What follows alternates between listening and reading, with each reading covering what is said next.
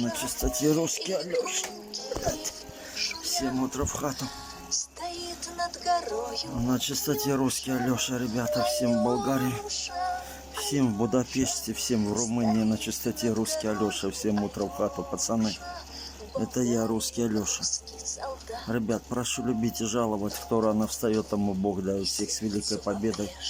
На чистоте настоящий русский Алёша.